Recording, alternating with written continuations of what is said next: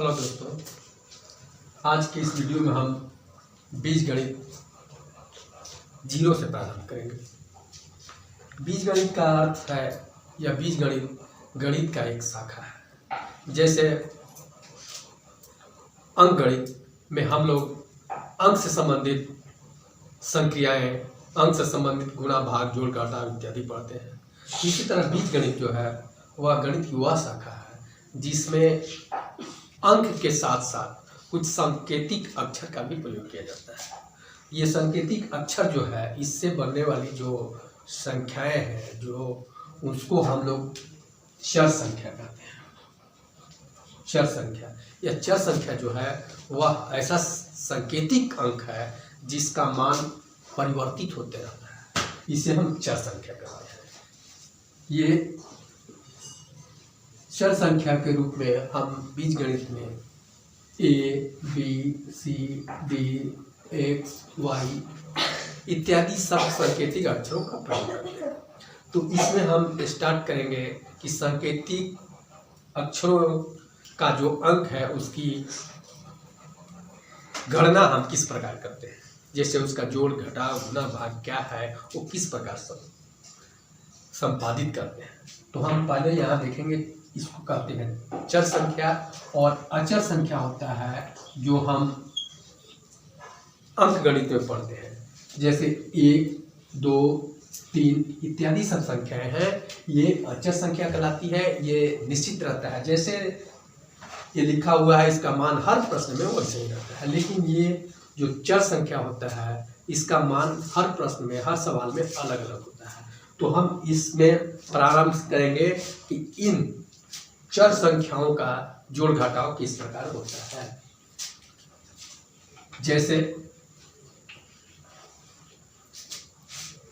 हम जानते हैं ए एक चर संख्या है, और ए में अगर हम ए को जोड़ते हैं तो क्या होगा। वैसे हम जानते हैं कि अगर हम अंकगणित की संख्या पढ़ते हैं, यहाँ अगर हम 2 लिखे हैं और +2 लिखेंगे तो इसको जोड़ के हम 4 लिख सकते हैं, क्योंकि 2 और 2 ये दोनों अचर संख्या है। इसका मान 2 है, इसका मान 2 है, और दोनों को जोड़ देने से 4 प्राप्त होता है, और 4 इस तरह लिखा जाता है।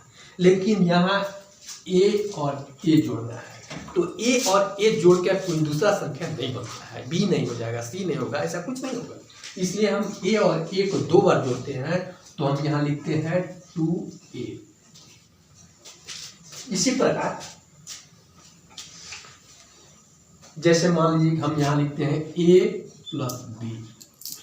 इसको अगर हम जोड़ते हैं तो a और b को जोड़ेंगे तो कोई तीसरी संख्या नहीं बनती है। यह दोनों अलग अलग चर संख्या है। अगर इसे हमको जोड़ना है तो हम इसे जोड़ नहीं सकते हैं, बस इसका जोड़ यही है। अगर a + b को जोड़ते हैं तो यह a + b ही होगा। अगर हम b और b को गुणा करते हैं तो गुणा करते समय क्या होता है, b और b को जब गुणा करेंगे तो यहाँ हो जाता है b², यानी b को 2 बार किया जाता है। इसी प्रकार अगर a और b को गुणा करते हैं तो यहाँ a और b गुणा करेंगे तो यहाँ होगा a और b। इसी प्रकार अगर 2a और +a इनको अगर जोड़ना है तो हम जोड़ेंगे तो यहाँ लिख सकते हैं 2a और a, यानी कि 3a। इसी प्रकार की कुछ संख्याएं जो है इनको यहाँ हम ध्यान देते हैं। जैसे मान लीजिए आगे कहता है 2a × 3a। यहाँ अगर हम इसको गुणा करते हैं तो यहाँ 2 और 3 को गुणा करेंगे तो होगा 6, और a और a को गुणा करेंगे तो यहाँ इस प्रकार हो जाएगा a²। इसी प्रकार की कुछ संख्याएं हैं। आगे हम थोड़ा और देखते हैं। a + b + c, इसको अगर जोड़ना है तो हम जोड़ नहीं सकते हैं, जेव का तेव रहेगा। अगर आगे बढ़ते हैं A plus B plus B plus C, अगर इस तरह की संख्या है तो हम यहाँ ए प्लस 2b प्लस सी लिख सकते हैं। इसी प्रकार की बहुत सारी संख्या, इन संख्याओं का अगर हम a गुना a लिखते हैं तो यहाँ a पर पावर 3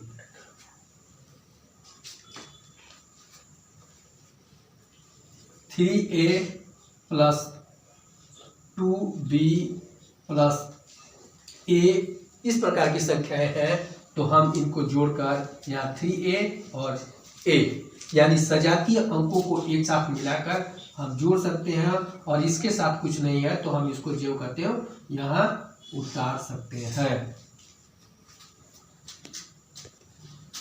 अच्छा, हम संकेत करता हूँ।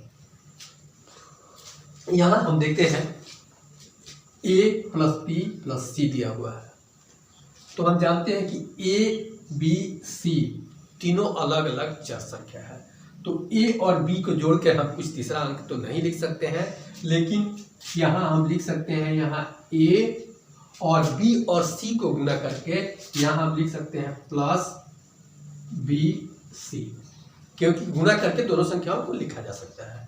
यहाँ है a माइनस बी गुना c, अर्थात यहाँ हम लिख सकते हैं a को a लिखेंगे और माइनस b और c को गुना करके यहाँ लिख सकते हैं हम bc। 2a minus 3b plus b, यानी यहाँ a चर है और इन दोनों में b चर है, तो सजातीय कहते हैं। अगर इसमें दोनों का चर संख्या एक जैसा है तो इसे सजातीय कहते हैं, और सजातीय को हम जोड़ सकते हैं, लेकिन गुना हम किसी का भी कर सकते हैं। तो यहाँ हम 2a को 2a के रूप में लिख सकते हैं, और ये दोनों सजातीय है तो इसको हम यहाँ 3b और प्लस b की जगह पर 4b लिख सकते हैं। आगे देखते हैं, यहाँ सभी को गुना के साथ लिखा हुआ है, ये गुना a, यानी a और a को गुना करेंगे तो यहाँ हम यहाँ लिख सकते हैं a स्क्वायर, और b गुना b लिखते हैं, इसका मतलब होगा कि हम यहाँ लिख सकते हैं b पर पावर 3।